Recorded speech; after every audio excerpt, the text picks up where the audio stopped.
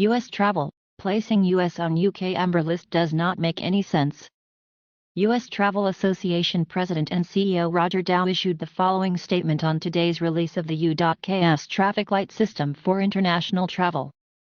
The U.K's decision to put the United States on their amber status for reopening just isn't backed by the science.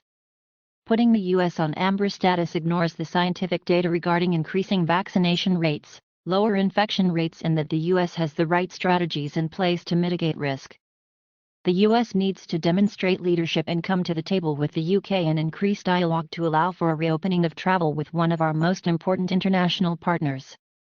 The U.S. economy will lose $262 billion and 1.1 million jobs if its borders remain shut, and putting a roadmap and timelines forward to quickly create a U.S.-UK travel corridor would be low risk for both countries and high reward economically. When do the new rules come into force? From 12:01 a.m. on May 17. Until then, people have to carry a declaration form bearing one of a small number of reasonable excuses, including essential work, education, to provide care or attend a funeral or participate in elite sport. What do the green, amber, and red lists mean for travelers?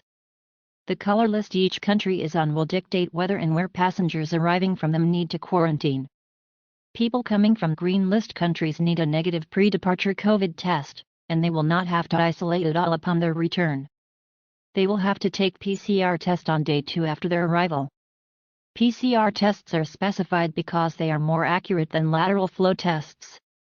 Those entering England from amber countries will need a negative pre-departure COVID test, have to isolate at home for 10 days and get a PCR test on days 2 and 8.